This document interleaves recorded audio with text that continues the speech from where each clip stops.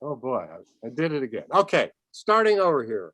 Hey everybody, welcome to Red May, your 1 month vacation from capitalism. We are coming to the end of that month. We are on our, I don't know, our 29th day, and we have 5 events left, counting today's event, the Feminist International. Let me clue you into what's up on our last 3 days, Monday, Tuesday, and Wednesday. So on Monday, we have Marx for Cats, a Radical Bestiary with Lee Claire Laberge and her cats, and that's at 11 a.m. Max Haven is going to moderate. And we have at 6 p.m. Theory of the Gimmick, Aesthetic Judgment in Capitalist Form. That is the 3rd book of the aesthetic trilogy of Xian Nagai and Christopher Nealon, a friend and participant in many Red Mays, is going to be in conversation with Xian. So that's at 6 on Monday. On Tuesday, at an unspecified time, check our website. Neither vertical nor horizontal, the legendary event that was broadcast sometime early in the morning between 2 and 3 a.m., I'm not sure, so that everybody in the world could see it, but most Americans were asleep, will now have its belated premiere in America on Tuesday. And I think that's sometime in the afternoon. And Friday, finally, our last event on Wednesday, which is at 3 p.m., is our only live event of this pandemically inflected year. And it will be in Mossman Park in the Bay Area. And it's on the George Floyd uprising. It's a conversation between Wendy Trevino, Shimon Salem, and Idris Robinson. I believe they will be in electronic communication with Joy James. So I don't think she will be in the park, but she will be in the conversation. And that will be the end of this Red May, but hopefully not of the future Red Mays. Of course, that depends on you, because we do not get institutional funding. We have a last bit to raise so we can fund the airfares for next year. When we start flying people in, we will, of course, video those channels so people can see them around the world. And we'll also do stuff online. But we need your support to be able to continue to do it. You can do that at www.redmayseattle.org. Click the donate button, go to our GoFundMe, Fan the Flames of Red May, or to our Patreon, 4 levels, $5, $10, $3, and $20 a month. Be generous, we need your help. Okay, on to Feminist International, How to Change Everything. Our host today, who will introduce his co-panelists, is Michael Hardt of Duke University, author of many books, starting from Deleuze's Apprenticeship in Philosophy to the latest Assembly, and of course, the Hardt-Negri trilogy. So Michael, I will turn it over to you and you can lead us on from here. Thanks, Philip. Kathi, so I'm here in conversation with Kathi Weeks and Verónica Gago. Verónica, the author of the book Feminist International, about which we are going to be discussing, or rather topics starting from the book, let's say. Kathi and I have a number of interesting things that we want to discuss, but I think before doing that, before getting into the other topics, we have to assume that a lot of our viewers haven't read the book and aren't familiar also even with the struggles from which they arise. And so maybe I have a 2-part first introductory question for Verónica, or theme, just to get us started and to get our viewers up to speed. Because one of the things I'm really interested in is about the way you're writing is learning from movements. That's something I really admire about your work in general. And you say right at the beginning of the book that what you're proposing is an analysis that's situated in a sequence of struggles. And so before, I have certain things to ask about that relationship between activism and theory, or the kind of theory that's done in activism, and the relation of your book to the struggles. But I realized that before doing that, I should ask you to give some characterization of the struggles in question in Argentina and in Latin America more generally. What is ni una menos, not one less, I think is how it's being translated. And the tactic of the feminist strike, just in general, what the struggles are, and then we can proceed to think about how the relationship between theory and struggles and the way your book does that. Thank you very much, Philip, for the organization, and thank you very much, especially for Michael and Kathi, for allowing me to share with you this presentation. Well, I think that this book was written in the midst of the event, so this is the main feature, I think, of the book. In Argentina, the movement, fueled by the slogan of the most famous slogan, ni una menos, not one less, convened the first and massive mobilization against femicides in 2015. But a year later, in 2016, we added, we want to be alive and free, not one less, we want to be alive and free. And in this 2016, we organized the first national women's strike in October, and I think that the strike produced like a qualitative leap because it transformed the mobilization against femicide into a radical and massive movement that was able to politicize in a very different way the rejection of violence. And I think that the strike also put the question of labor in the center of the political movement. And also the strike was nourished by a historical accumulation of different mobilizations and different struggles. I'm thinking about the human rights movement, especially the Madres y Abuelas de Plaza de Mayo. But also I'm thinking about the movement of unemployed collectives in the crisis 2001, but also the experience of National Women's Meeting that after 3 decades all the time are producing a sort of feminist pedagogy for new generations. And I think that the strike connects them, all these different genealogies and lines of struggles, in a new way. And I think that after this October 26, we think that we can make a call for an international debate, for international organization, and we wrote a manifesto in the beginning of 2017 for the first international women's strike, and it was amazing how this manifesto started to be translated, to be appropriated, to be used in a very different ways. And well, the first international women's strike in 2017, I think, was the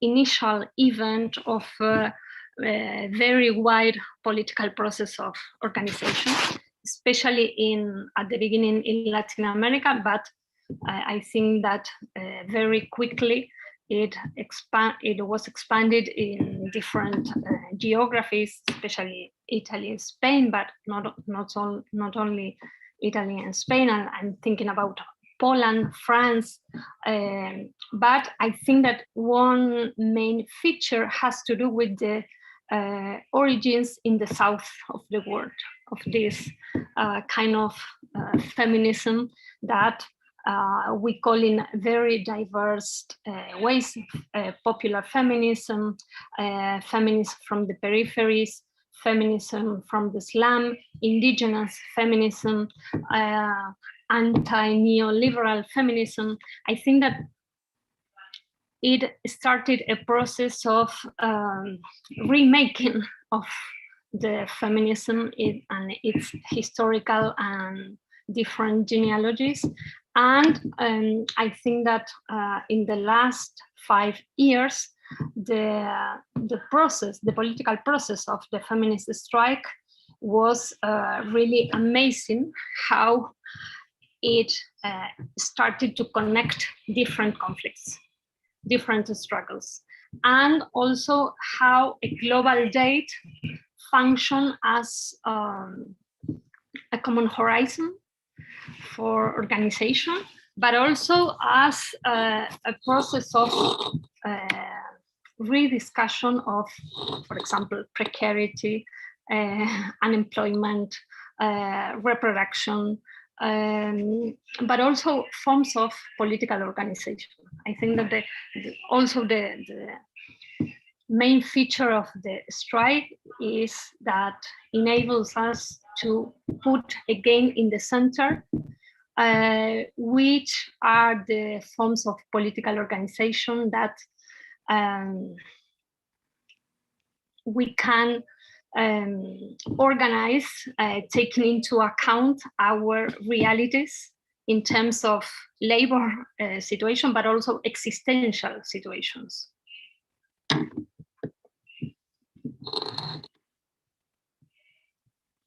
Well, maybe to add just one thing, that the temporality of the book, it is related to this process as a process that was an ongoing, and I think it is still open. So I have all the time this relationship with the book that is something past, but at the same time open. So I think it's also an important thing to I don't know, to highlight of the book. It is not a retrospective gaze. It is, I realized when I read the final manuscript that the different temporalities inside the book, has to do with that the book is composed by different types of text. For example, conjunctural text that I was writing for articles, for manifesto, for letters to different friends.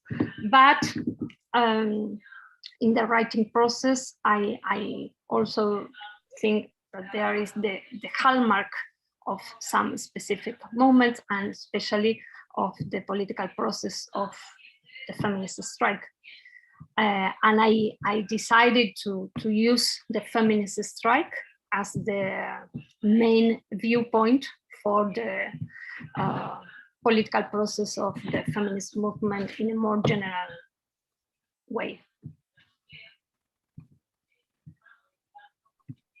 Kathi, signal to me when you want to come in, because I start something. Should I start something that I was just thinking, or? Yeah, you go ahead, and we can come back to the militant research kind of question too, but then I do want to talk about the feminism, definitely. So go ahead. Well, so let me start with the militant research one relationship, and then Kathi can come in on that one too, and then we can come back to the others, which is, I was wondering if you could describe what you see as the relationship between your militant life and your theoretical life, or maybe this is another way of saying it, is that the book, it seems to me, comes out of a collective theorizing. I mean, already with Situaciones, you know, in your previous militant formation, in Colectivo Situaciones, you all theorized quite clearly what that relationship was. And so you're in a particularly good position to answer it. And maybe even I should say, partly why I'm asking, I've never been good at really explaining this sort of thing. Like what I've done generally is said something that I think is probably not quite true. Like I've said often, Tony, my co-author, hates this, by the way. I say things like, our books are completely unoriginal.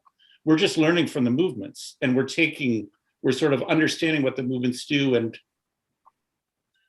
and thinking with them and working with them. But it's not, I do that, I think, in some ways to counter what persists, I think, as a mistaken notion that activists act and theorists think. And that, in fact, there's an incredible theorization that goes on in movements themselves and in the assemblies and in collective work. And so I guess I was wondering how you would formulate now your relationship to militant research or the way that this book in particular relates to the political experiences of the last few years. I mean, you were already touching on that, but I think it'd be, you're the person to ask about that. And I think it's helpful for people to understand how that works. Yes. Well, I say at the beginning in the book that I am writing from within the organizational dynamic, and it has to do with my commitment with the Colectivo Ni Una Menos. That is a specific collective, but I think it's an important collective in the dynamic of the feminist movement in Argentina, especially in the organization of the feminist strike. But also I am writing as part of the political processes of assemblies, of different coordinations at national and transnational levels. And all the time I am writing as an activist, very embedded in the political process, because I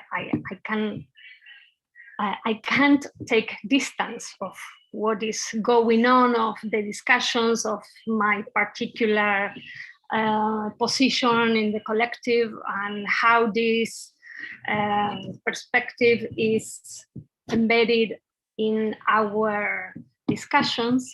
And of course, I like this idea of situated thinking as a partial thinking. And I'm not writing as a journalist, I'm not writing as an academic, I am not writing as an observer, but at the same time, there are elements of all those registers too. And I like to think that maybe the term, as you said, is a militant writing. And of course, I was very interested in doing a book of political thought at the same time. And I quote this beautiful idea from Rosa Luxemburg, when she says that each strike contains its own political thought. I really like that. And I want to systematize in some way the amazing political process that I was seeing in its proper unfolding. And in that sense, for me, the feminist strike was the opportunity also to be in contact with very different sectors, movements, and unions, and to share the perception that the feminist movement is opening a new political moment with an unprecedented capacity of call, interpellate, and gather different experiences and conflicts. And I think that we share the experience in the assemblies that we have the responsibility of some kind of historical process.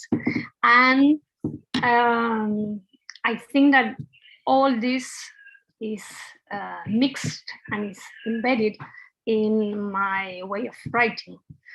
And I think that I want also to put in the way of my writing all the dilemmas and the problematics that we were confronting in the process of organization, but also trying to think in what kinds of languages emerged from the assembly, emerged from the problematic of the strike in a soup kitchen, emerged from the question of what does a strike mean in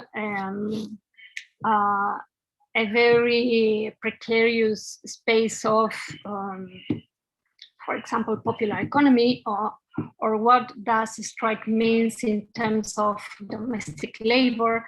So I try to connect all the time the organizational problematics, with the politics concepts, but also trying to put it in a way of questioning how we develop this concept and these dynamics in the very process of organization. I don't know if I am enough clear in English to narrate this very personal process, because I am vitally involved, but also this idea of desire as a cognitive potential. Desire with a cognitive potential that I think is also another element in the book. And how the book is within a commitment to produce a horizon of political transformation, but also how is the concrete process of mixing the power in the streets, the real politics that in the assemblies was developed, and the strong feeling of being part of something very important, because that was our feeling in that moment. So I also was quite fascinated during the process of writing, how, for example, different statements function like synthesis that came up from the collective intelligence. I like, for example, very much this slogan or statement produced in assembly saying, all women are workers, trabajadoras somos todas. And this was a statement that became very powerful, because I say it does not operate like a blanket that covers everything and homogenizes an abstract class identity. Rather, it functions because it reveals and contains the multiplicity of what labor means from the feminist experience, and also take into account the problem that we need a common statement for the organization. So all the time, this kind of tensions to produce a political statement, but at the same time, how this statement is open enough to contain different experiences, and at the same time, how this synthesis of collective intelligence becomes rapidly communicated in different ways. I think that all these kind of issues, I try to put it in also in a theoretical way in the book.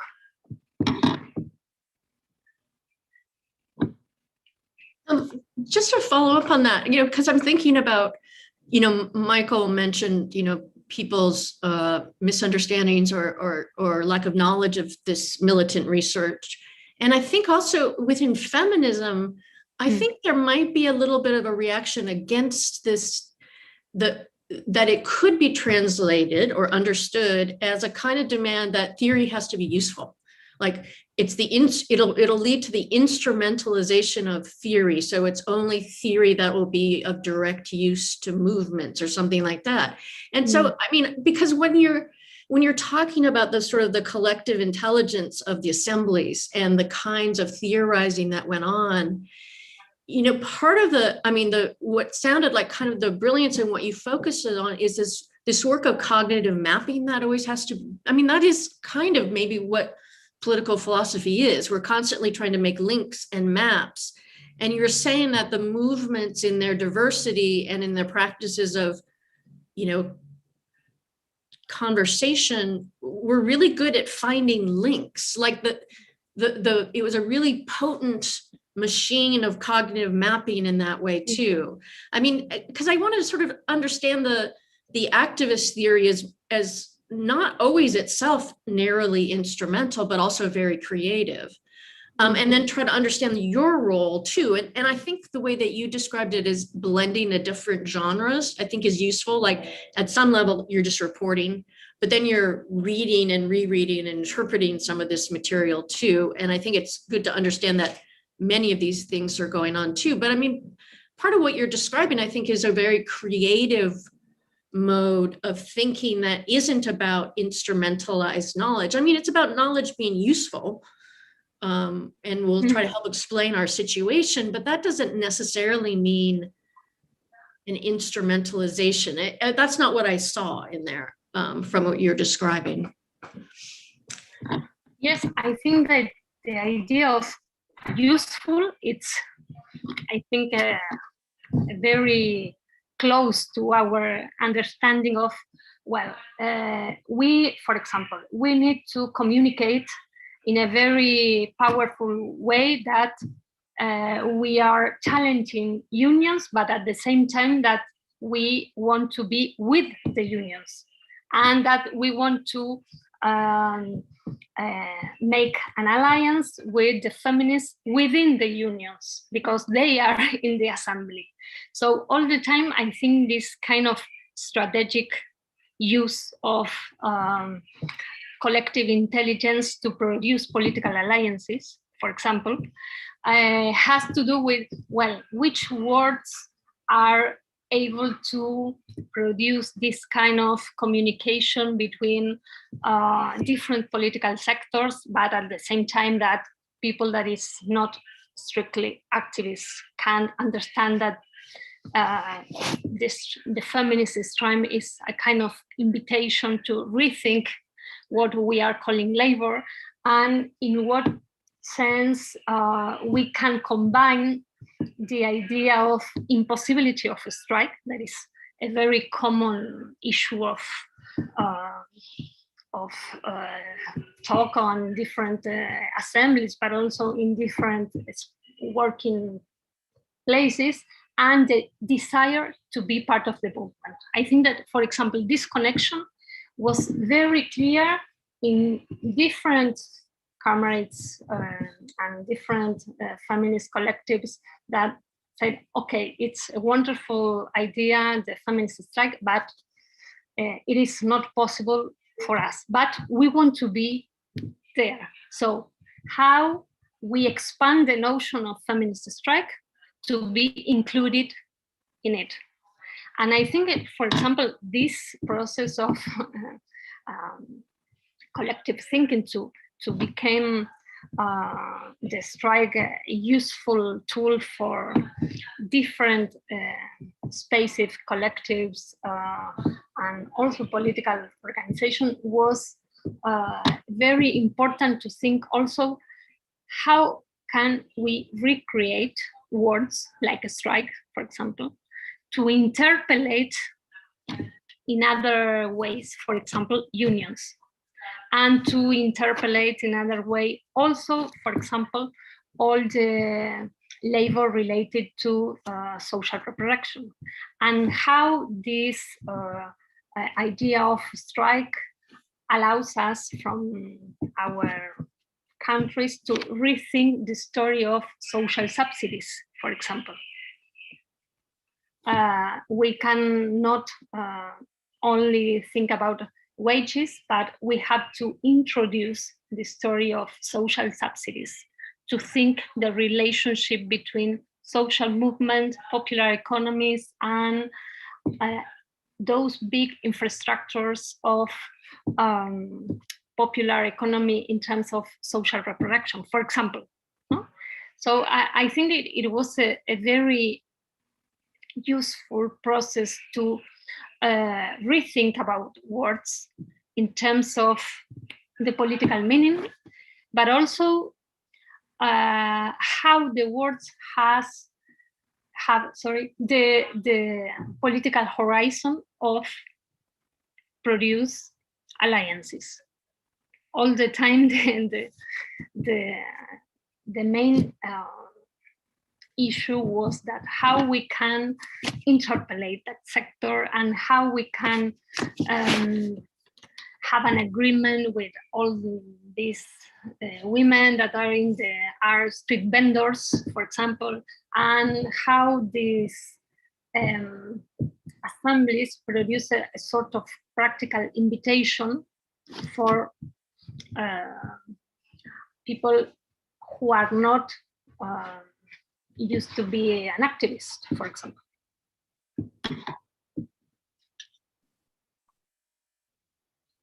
Should I wanted to, it's in some ways continuing with this question about the transversal, the ability to link transversal struggles, but it comes with an extra question of my own. So what I want to do actually is to read a paragraph from the book that I found very important. And so there are two things going on here that I wanted to ask you about, I guess. And one is that, so for those of you who have a book with you, it's page 39 of the English edition.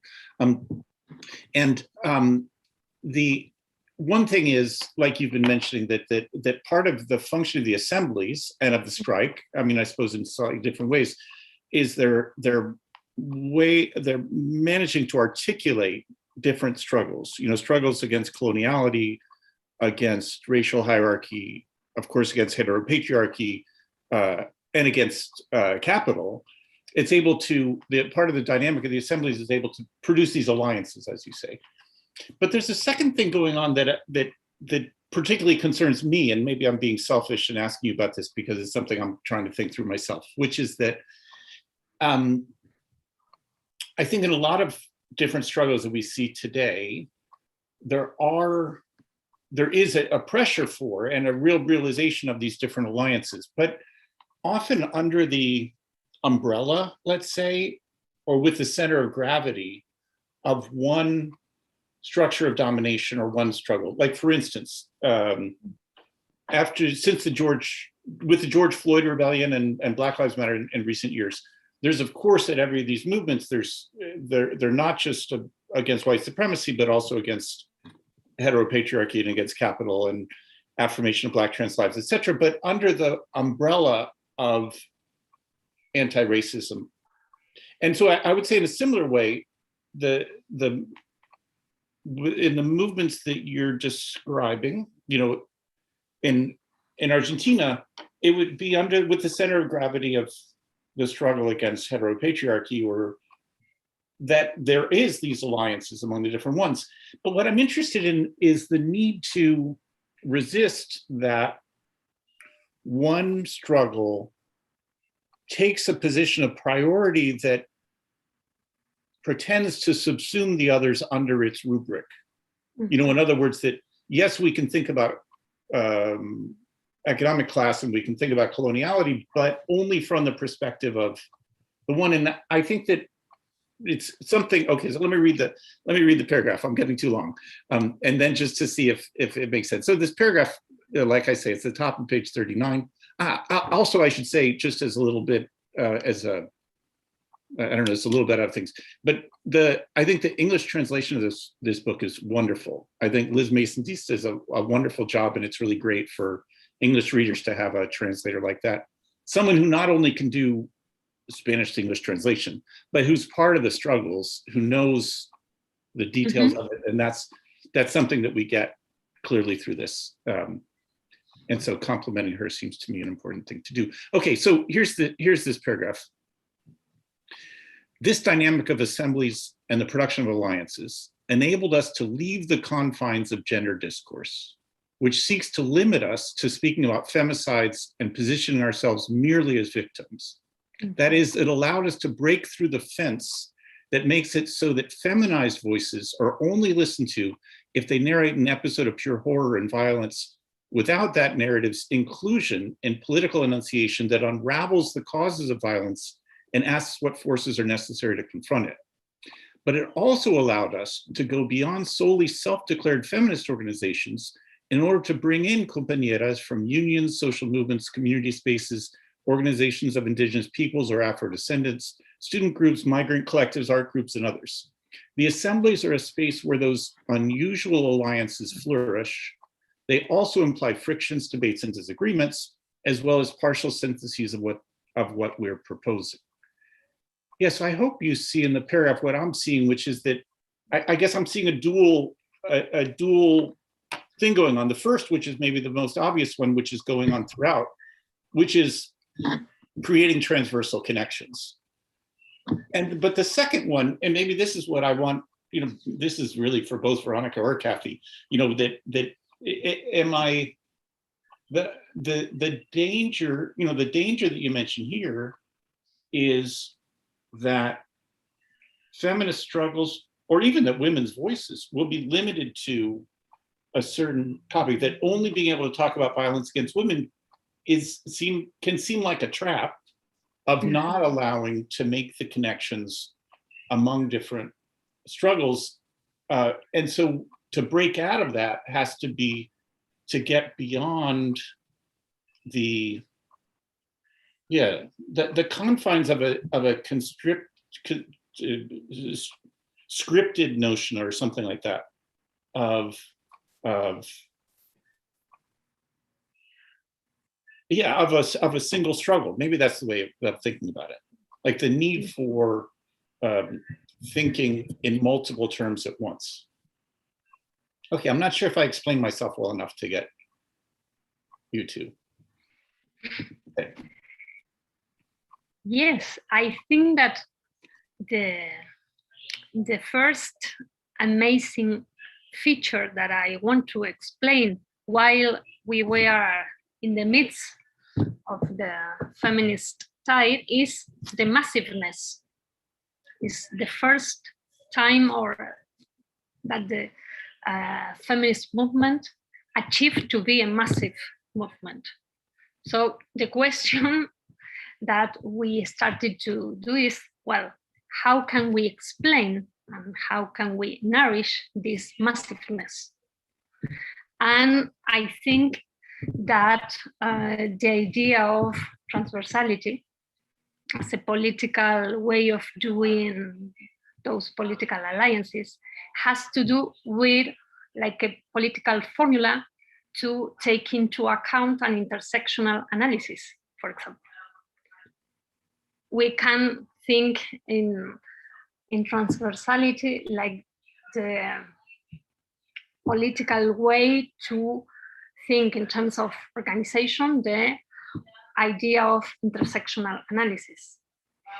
So I think that in particular in Argentina, but I think in Latin America, the main question was how we organize this kind of feminist struggles as struggles against neoliberalism, and how we can connect this violence against women's, lesbian, trans, and travestis as part of a network of violences that has to do with the neoliberal capital.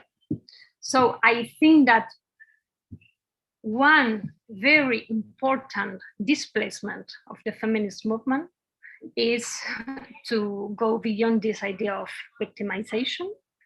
And this movement or this displacement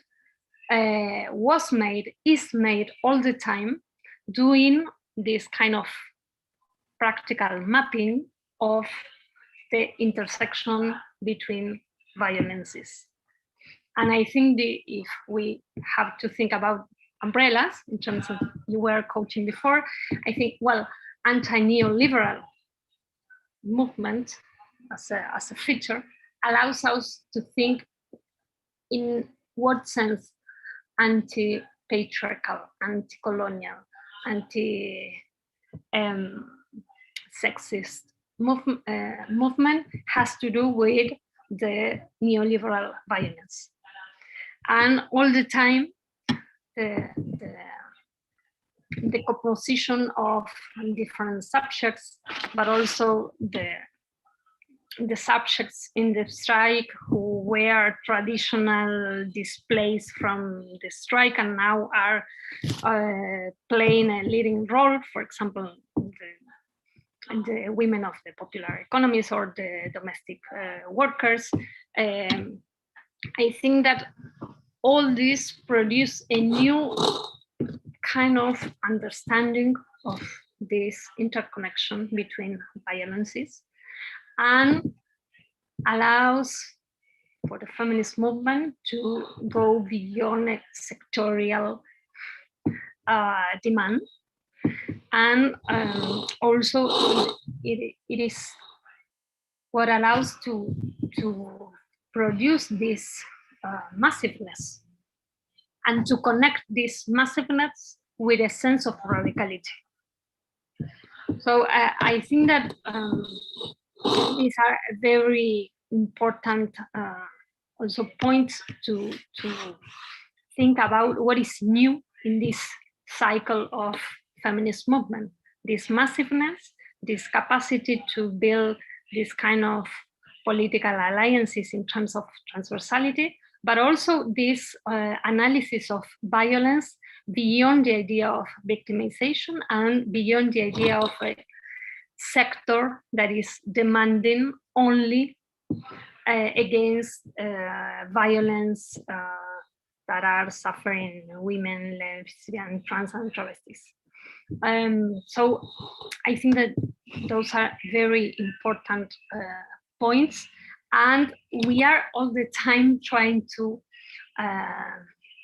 following the clue to think, well, how we can see nowadays the feminist vocabularies, the feminist struggles within social movements. For example, in Colombia, in Chile, in Ecuador, in Brazil, and here, of course, in Argentina. How, for example, demands for legal abortion become a political demand that goes beyond the idea of very narrow or sectoral demand, for example.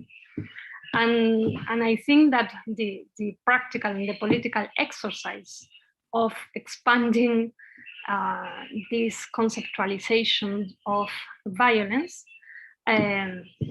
is what allows us to connect and to produce proximity between very different struggles. Yeah, I mean, I think we're talking about the same kind of territory as what Michael was asking about and what you were saying, Veronica. But I really, I love the version of feminist theory that you give us in the book, because I think for many people, on the left, I mean, Marxist theory, even feminist theory names a kind of specificity. Like there's theory, and then there's feminist theory, and feminist theory focuses on gendered objects and subjects. And of course, that's not what feminist theory is. A theory of everything. And so I love the way that, you always insist that you are offering a new analysis of the whole. This is a theory of capitalism and anti-capitalism and agency and politics and reform, but it's always very located in a kind of feminist set of questions and movements. I mean, so you're really centering feminist inquiry and questions and methods, but refusing to be contained. And so that example of theorizing violence, and at first it's violence against women and feminized bodies, but you don't want to stop there. It has to be linked up to all these other forms of neoliberal and economic violence in that way too. So it becomes a more general theory. So it's a feminist theory of everything, but it's always grounded in feminism. So my question, I mean, I guess this is kind of a question, but I'm kind of asking the, you know, maybe the new version of the, you know, the unhappy marriage between Marxism and feminism, you know, because there still is a kind of wariness because feminists have to completely reinvent Marxism.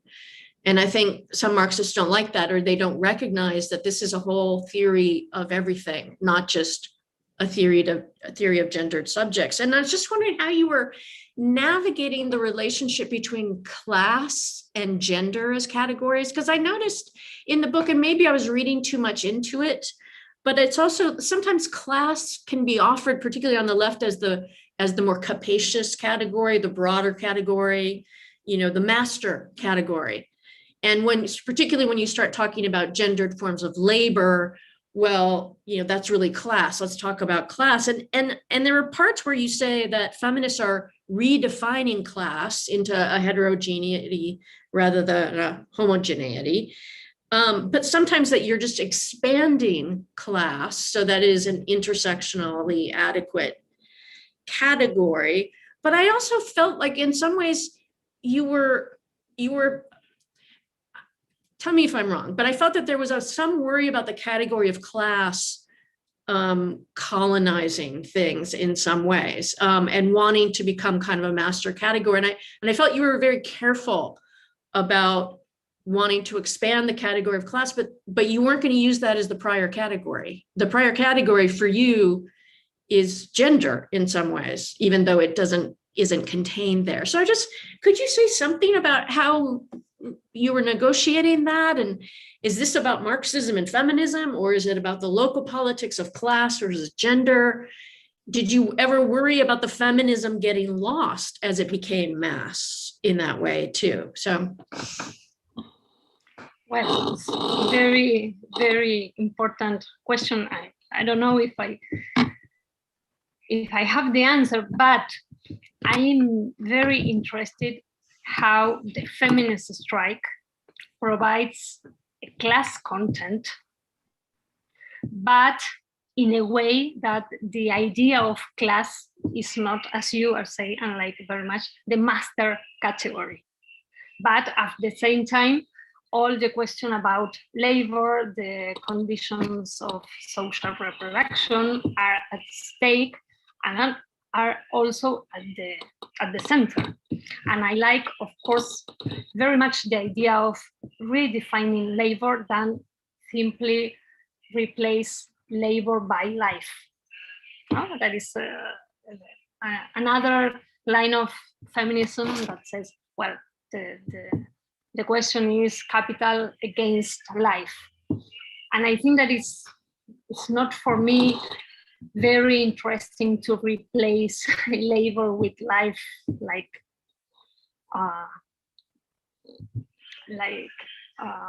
if we talk about labor, we are just thinking about a patriarchal category. I want to redefine labor in terms of feminist struggles, but at the same time, I was all the time thinking how all these different narratives are not instrumentalized to put again the idea of class as the only that matters. And all the time I was in that tension. But I like very much how the question of class and the vocabulary of class is not explicit, but at the same time is completely present in the feminist strikes, in the feminist struggles, and in the social movements, against the idea also to divide. Well, social movement and the protest have nothing to do with the strike, because the strike refers to a paradigm of labor that the social movements are beyond that. So I think that it's important to connect protest and strike, and to also, well, I think that the role of social reproduction, it is very crucial to rethink labor, but also how in the feminist struggles, you can see in a very concrete and practical way how from the forms of social reproduction, you are doing a practical critique of looting, for example, and dispossession, because all the infrastructures of social reproduction are replacing public infrastructures, are replacing different resources that were privatized. So I think that the question of class for me is central, but with this caution that you were mentioned, that we are not doing all these political analysis and political struggles to finally recenter class as a master concept. I will use your term for that. But also, I am not happy with the idea to replace class for the notion of life, for example.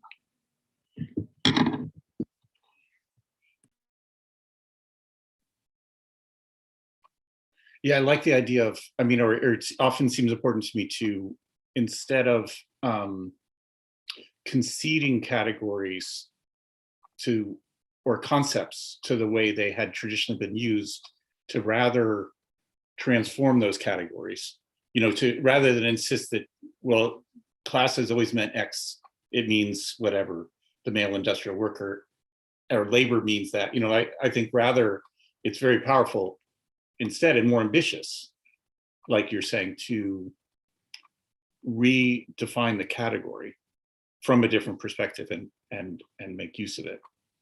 That seems really important to me. Yes, and I think that also it connects with different traditions and genealogies of labor, and different stories of labor, especially if we are thinking in Latin America, but in the third world in a more wide sense. We have very different stories of labor and very different narratives and genealogies. So I think it is nothing new, but at the same time, how the current struggles, feminist struggles, has to do with these different genealogies and have the capacity to update also those debates in terms of, expand the imaginaries also of labor struggle, and also of forms of unionism, because I think that the other very important discussion is about, and we are trying to produce this discussion in terms of activism here, is how we can think in a feminist unionism that is connected with all these different activities and different zones of exploitation and extraction that we are denouncing, and we are trying to also theorize from a different perspective. So again, the idea of unionism, I think that we are trying to reframe it more than saying that it's not useful anymore.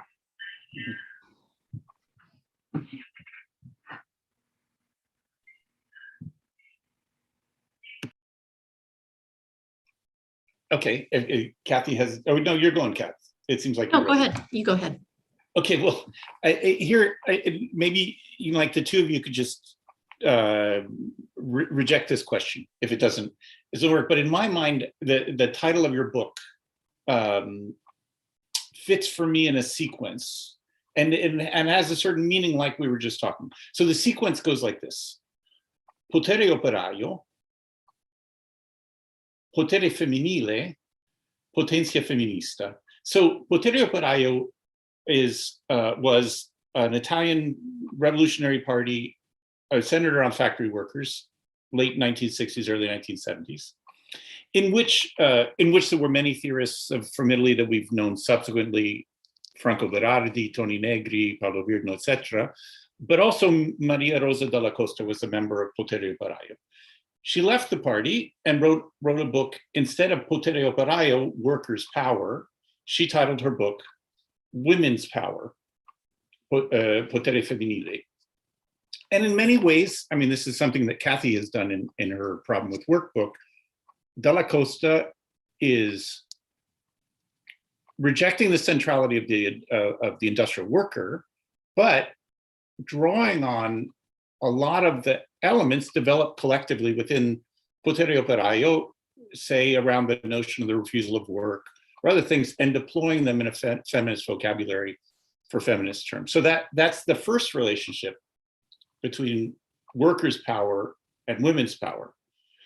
Now then, so that's why, and Veronica's book in its original Spanish is titled Potencia Feminista. So it's a little bit complicated, and that's why I think she and the translator had to choose a different title for the English, because in Spanish and Italian and many other languages, there are two terms for power.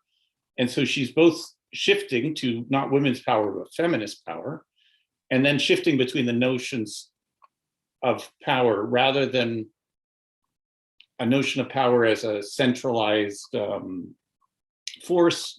It's rather thinking of power differently. In fact, in the introduction, you give some explanation of relating this to desire, etc. So I was thinking that rather than, so in some ways that first move, which is from a certain, I don't know, conventional view of the workers' movement, that's not conventional, but centered around the male factory worker, to Della Costa's work, shifting to reproduction, etc. And now, in some ways, you're making a further step on that same sequence.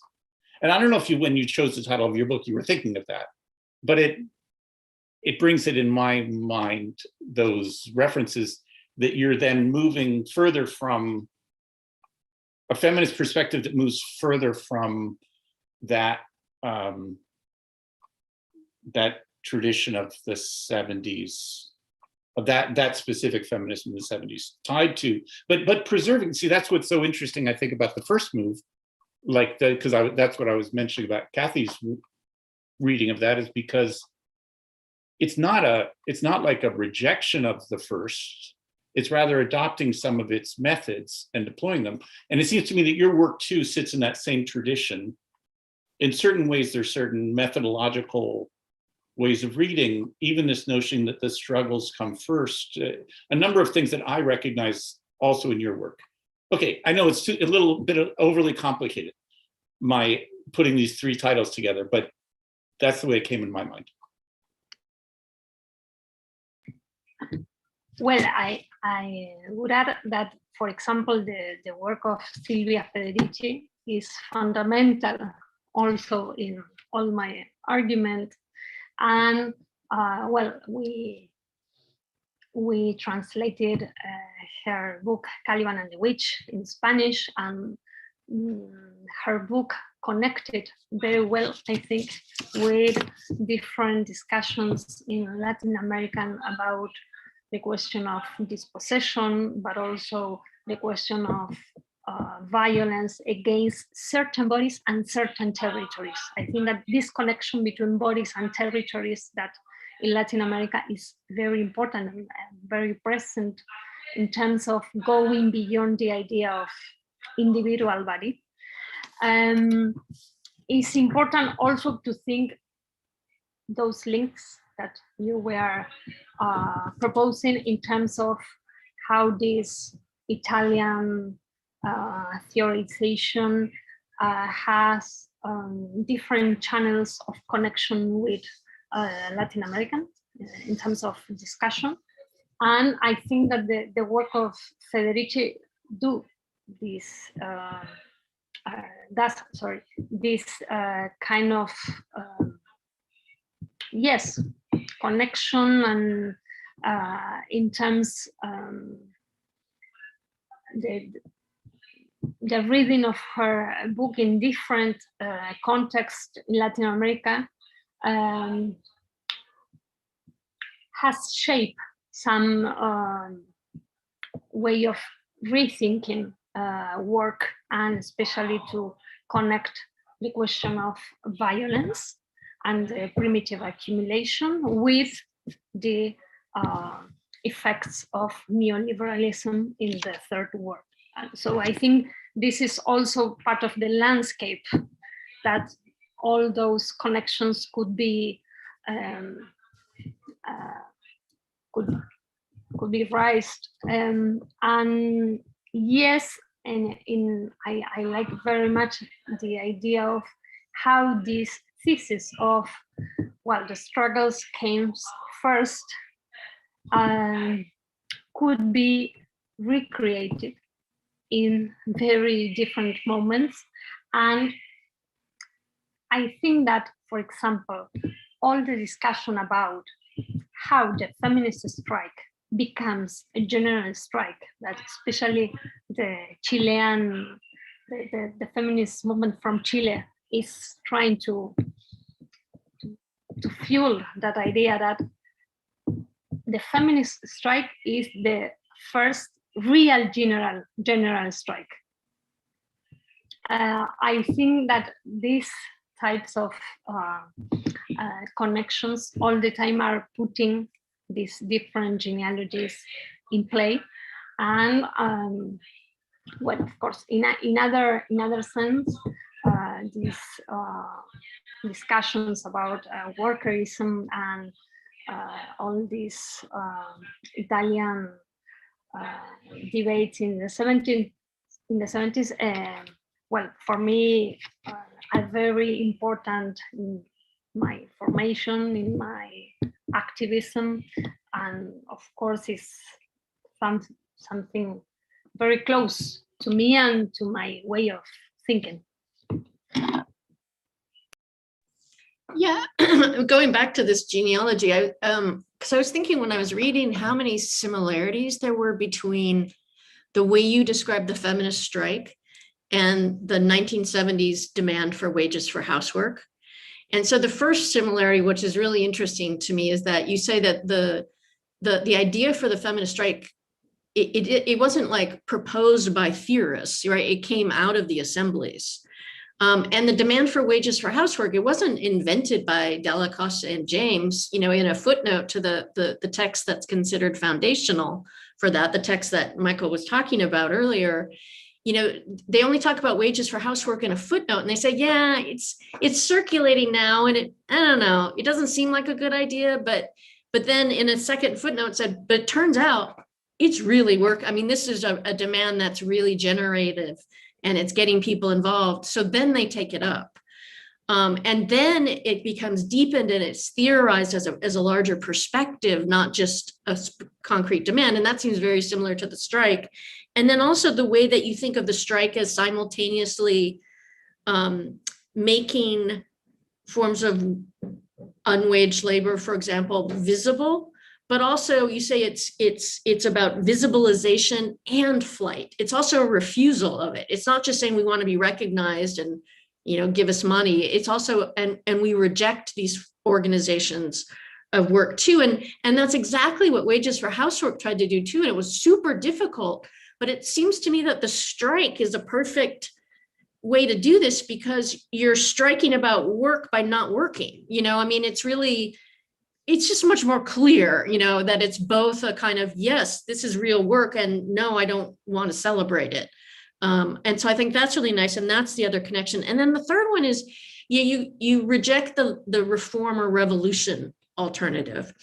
And you try to say that, you know, that the strike, that the, you know, concrete demands came out of these movements, but the fact of the collective creativity stopped them from becoming ends in themselves. They were always just sort of opening a horizon in some way. So you didn't get stuck on any particular demand. But I kind of wondered, and this is a super big question, so you can, you know, take it or leave it or address it however you want. But I'm trying to think of, like, okay, reform or revolution, that's not particularly helpful. And yet, but what is your theory of social change? Like, because revolution is a word that's still very powerful for you. And this notion of feminist revolution is a kind of, I don't know, horizon or possibility. And you're certainly willing to, you know, launch reforms and demands for reforms. And I get that, you know, it's an either or, but like, what is your, like, what do movements do? Like, you know, what do reforms do? Like, what, you know, why, you know, what is the relationship? I mean, again, it's easy to say that they're not a dichotomy, but could you say something more about, like, how does change happen? Like, what are movements able to do? I mean, their success is not because they get a particular demand accepted. I mean, that's not when a movement is successful and making steps towards this horizon of revolution. But I mean, so what's your theory of change? Like, how does change, like, how will revolution happen? It's not a punctual event. Is it a series of reforms that raise consciousness until a new kind of configuration comes about? Because I get, I mean, yes. yeah, I mean, it's huge, but I'm just kind of wondering, like, you know, what role do movements play in this process? Like, what can they do? Like, because some people would say, well, they're good because they can, you know, they have numbers and power to be able to drive through certain kind of substantive reforms, and that'll make people's lives better. Maybe, I don't know. Right. But I mean, I'm just trying to wonder, like, is it a process of consciousness raising that happens, and mass education? Is that part of what movements do? You know, what are the, like, what are the things that actually move goalposts if it's not passing concrete reforms? So I don't know. It's a very big question, but I know. I think that the first revolutionary movement of the strike was when thousands of us were asking together, what do we want? And what do we consider revolution? I think that produce the time and produce the, I don't know how to say, the authorization to ask between us, what do we want? And to open up this space of imagination, but also this space of putting again in circulation the word revolution, for example. I think that is very important in terms of political subjectivation, but also, for example, when we see the transgenerational alliances to rethink about revolution in the feminist mobilizations. No? So I think that this idea of this double bind of the strike, reclaiming visibilization, reclaiming money, reclaiming rights, and at the same time saying we are exhausted, we do not want anymore this kind of labor, and we hate the gender mandates that are linked with this kind of recognition of labor, and we are the front line, but it's also a very disgusting way of organizing our lives. I think this double bind of the strike is completely amazing in terms of what open up and how this allows also a programmatic dimension to think, what do we want? And for example, I think that the different experiences building a feminist program against precarization of life, and how we started to talk about pensions, about debt, about land, about races, all these different issues in terms of a horizon of a feminist program. I think that we are developing that, and we are thinking which is the revolutionary dimension of putting all this together, and how we can organize the form of social change that is able to think and produce in terms of modes of life all these demands together. But at the same time, they are not only demands. This is a way of rethinking how we would like to live, and what kind of infrastructures we need to live in another way, and how this movement is also a movement of reappropriation of collective wealth, and which are the tactics for this reappropriation, and how we can organize political power in different territories, and how we connect the different territories, and how we conquest victories that are conceptualized and experienced as victories of the movement, for example. So I don't know how to answer exactly, but I think that this double bind of what we are demanding, and at the same time rethink what we are demanding, which are the terms, which are the possibilities, and how we can reappropriate social wealth in terms of the material resources for our demands. I think that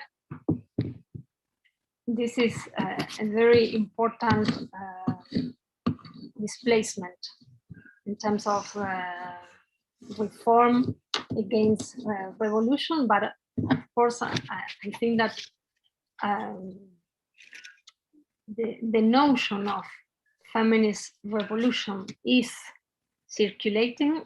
It's a very powerful way of producing the space to rethink revolution. So I wanted to move on to something else, but before doing that, I just wanted to reflect on a real continuity when I think about the work of both of you, that both of you see the way that demands produce, both on the one hand, a greater understanding of our situation in the world, cognitive map, that demands are pedagogical in that sense, but the demands are also productive of a revolutionary desire of utopian imaginaries, and that dual function that goes beyond the actual addressing of the demand, of its cognitive function and its whatever generative of desire of imagination. Though that's what one way in which I think that both of you have written about how it stands between reform and revolution, or cuts diagonally across them, because it's revolutionary at the same time that it's demanding reforms. So anyway, all I'm remarking on is I've read both of you, the work of both of you, and I can see continuities that cut across them in exactly these ways, which seems really interesting to me. And so then I figure I should probably, because we haven't talked about it, there's many other aspects of Veronica's book and one of them that I thought I should just invite you to talk about or give us a little bit more about, which would be the question about extractivism. And I guess I would pose it this way. I mean, you have for a while, Veronica, been part of a trend of you know, a trend of scholarship reading extractivism as central to contemporary capitalist production, but in order to do that, developing an expanded conception of extraction. Articles you'd written together with Sandro Mezzadro had done this, and then you do this again in the book. And then, so I guess I have three stages I want you to ask you to work through. One is, first, just briefly to say what one means by an expanded conception of extraction. Second, but maybe this could be the same thing, is how does this look different from a feminist standpoint than it, what does a feminist standpoint contribute to this notion of unexpanded extractivism? And then the third, if you can do this, I would be interested in your linking it back to the previous book and what this expanded extractivism has to do with neoliberalism from below. I feel like you're working on the same territory that you were previously, and that the two might even just help people understand that together by doing them. Is that too much to ask of you?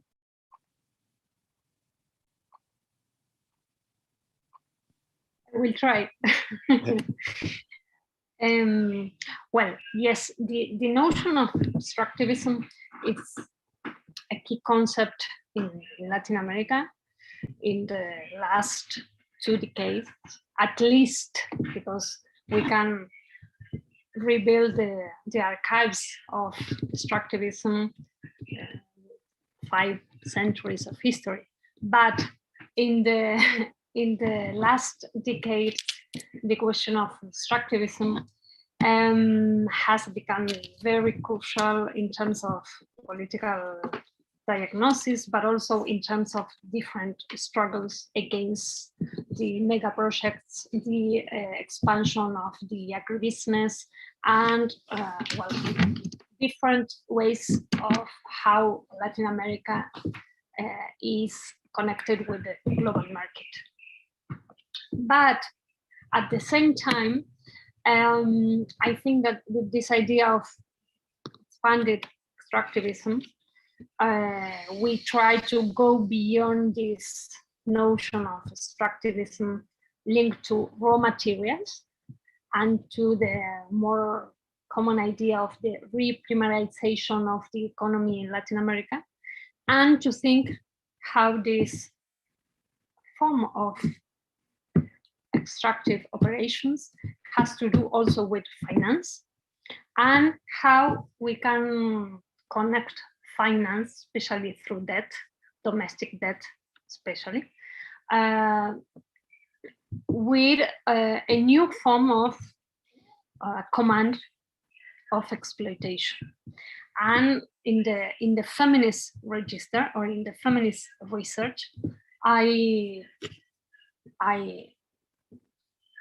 realize how this domestic debt has become the new hidden boss of a lot of different forms of labor, and especially in the most precarious economies, and in the popular economies, but also in women peasant economies.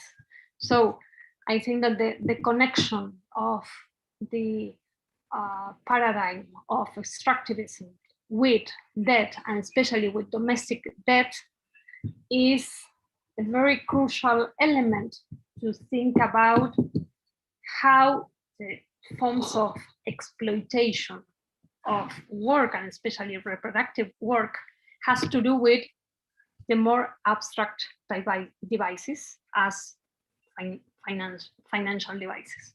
So I think that this idea of expanded extractivism enables us also to put again labor in the center of the conceptualization of extractivism. And I think to go further to the idea of extractivism in terms of dispossession and in terms of extractivism related to raw materials, where the question of labor is not there, it's not present, it's like disappear. And again, I think this is a very traditional idea that, for example, Latin America is a continent of raw materials, but is not worthwhile to do an analysis in terms of the working class. And I think, on the contrary, that if we connect this idea of extraction in terms of raw material with the idea of extraction in terms of financial extractivism, we can connect these new forms of labor and exploitation of labor with the paradigm of extractivism in the more classical way. So I think that in terms of what, from the point of view of the feminist analysis, I can add it to the idea of expanded extractivism, has to do also with the political activism related to the statement, we want ourselves life-free and debt-free. And how here we connected from the feminist movement, from the streets, the question of domestic indebtedness, especially the domestic indebtedness, with the violence against women and feminized bodies, and how we are conceptualizing the idea of finance of violence as a key term to think also violence against women and feminized bodies. So I think that this is a very important link, how from the feminist analysis and from the feminist movement, we put in the street the problematic of finance in terms of domestic debt, and how we challenge the idea that the finance exploits labor in terms of reproductive labor, migrant labor, informal labor, and how the domestic debt is a privileged device of these new forms of exploitation. So I think that is very important. And here, for example, the last Feminist International strike, the common statement was, the debt is with us. La deuda es con nosotras y nosotros, against the idea that the debt is with the IMF. So all the time the concept of debt is being reframed from a point of view of the feminist movement. And I think that the notion of expanded extractivism is very useful to connect these different territories, and for example today to challenge the idea of the corporations of food and its relation with the agribusiness expansion, but also with the idea that we consume today food with prices in dollars. So the domestic debt has to do with the dollarization of the food sectors, for example. So we are mapping all the circuit, I think. And I think that also, just to connect with the idea or the research in my previous book, Neoliberalism from Below, I started there to analyze the financialization of everyday life, and also to think how the demands against austerity of the social movement has a very ambivalent translation in terms of public policy. in terms of bancarization of social subsidies that allows to the poorest population to become consumers, but at the same time to be involved in new dynamic of financial exploitation. So I try to research this very, I insist, ambivalent ways in which the social movement demands for money and for resources and against austerity, and finally become a way also to produce a compulsive bancarization and to also to produce the idea of financial inclusion in terms of a democratization of consumerism. So I think that this is also a very important discussion in terms of what the governments and the public policies can do in terms of inclusion, and which is the relation of this kind of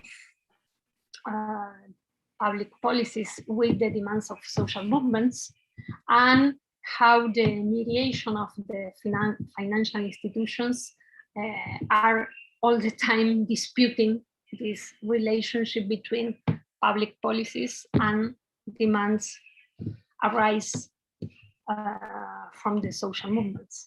And nowadays we are in the point that is different, but at the same time also has connection, because nowadays we are in front of a new wave of financial inclusion to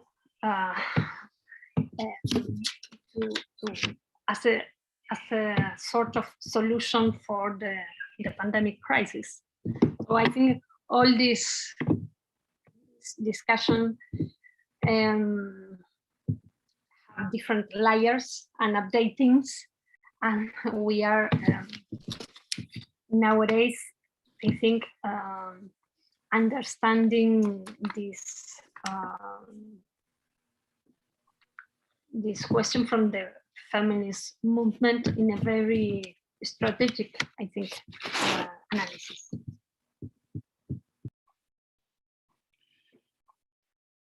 Yeah, that's a good place for us. I mean, I'm wondering if this might be a good place for us to stop. It is very exciting talking about the book with you, Veronica, because the constant intersection between conceptual elaboration or theoretical elaboration and the collective discussion in movements is super powerful, and it's seeing it constantly at play in your work is really exciting. One of the, and I feel like we've covered a number of the aspects, and themes in the book. One of the great things about Red May, I think, is that there are some of these sessions that effectively recommend exciting new books like this, and that give people a taste for what they might be like. So if the two of you are also in agreement, I would call us to a close. And I really enjoyed the discussion. Thanks. Thank you, Michael, Kathi, and Veronica. You hit like 90 minutes exactly. It's I'm always impressed with punctuality, even though it is a bourgeois virtue.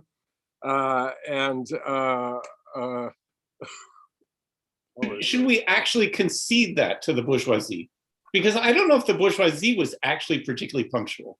Well, I thought also your point about appropriating concepts that are did that too. Not necessarily the design. I mean, in fact, there's a lot of, this notion, for example, the famous phrase, the masters, you can't overturn the master's house with the master's tools. No, but you can make a Duchampian ready-made with the tools. So, you can always do something with something and make it part of the struggle, I think. Anyway, a great discussion as always. I have a lot of questions, but those will come out in further discussions.